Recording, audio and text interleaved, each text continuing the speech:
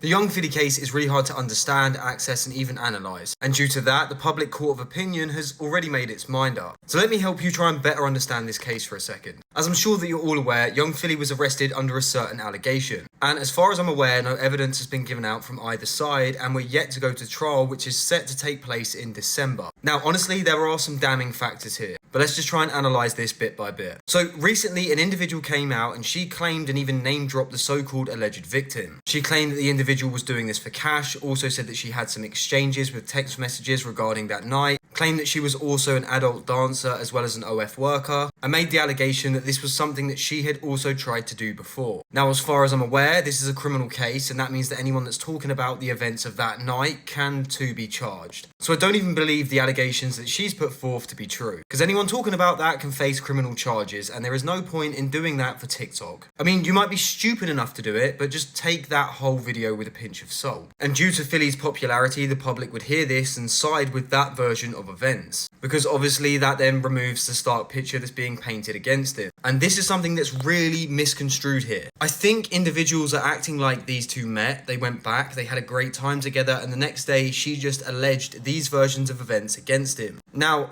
that could be the case. And most people will say, well, why would an individual lie about something like that? And as someone that can't really speak about multiple cases, but has dealt with multiple cases regarding certain things like this, the reasoning in why some of these individuals will lie and make these allegations is wilder than you could ever imagine. A case once dealt with was one where the individual had claimed that his ex was making the allegation against him because she didn't want him to leave her. That didn't really stand up too well in court, and he was sentenced to a minimum of 5 years. Because of the crime against him, he was also stabbed while inside of prison. And months later, his ex would come forward and declare that the version of events that he'd given was actually true after her postnatal depression, subsequently releasing him from prison. But the short and sweet is, it does happen, and that makes it a much bigger problem for individuals that actually do face SA, because their cases aren't taken as seriously. But this is where the waters are getting muddied in understanding. Now, it's alleged against Yungfilly that they also have CCTV regarding this case. That will more than likely be him and the individual in either the club, the hotel, the elevator, wherever it was that they were, it will be CCTV footage of that. And this will show the two together, and a lot of people, because she went into his hotel room, have just assumed that she's made this version of events up. But this also comes down to something called consent. And this is a version of events that people are completely forgetting. They could have had the best time together that night, and she could have gone back to the hotel with him with no intentions of doing anything at all, and could have got more inebriated and intoxicated during the night, and that maybe became so intoxicated that she didn't really feel like she gave consent during that time, as his charges contain the issue of consent. And the police prosecuting in the case against Yungfilly said that they have a lot of strong evidence, meaning that this could potentially be blood work from the alleged victim. And that blood work may show high levels of intoxication that in their eyes show that she wasn't able to give consent or reasonable consent that night. Whereas people have this version of event that he either brutally attacked her in some way or that she just completely made it all up, when the version of events here is actually consent.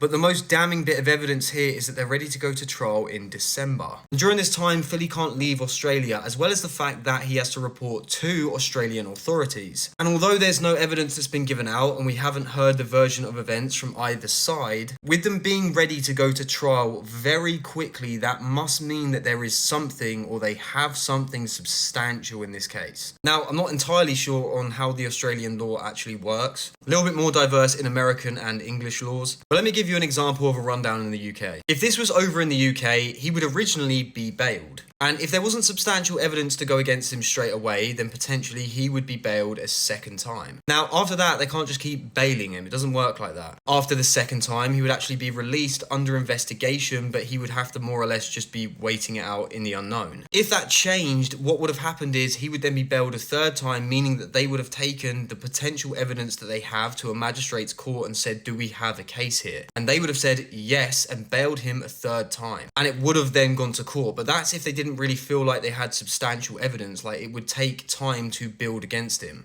Difference here is that they've gone, right, you're getting bailed and we're allowing that, but we're also ready for trial now. And that trial has taken place within the first 3 months. So far, obviously, we are in the unknown, but there are just some things about the case that can better help in understanding without pointing a finger immediately at either side and accusing one or the other.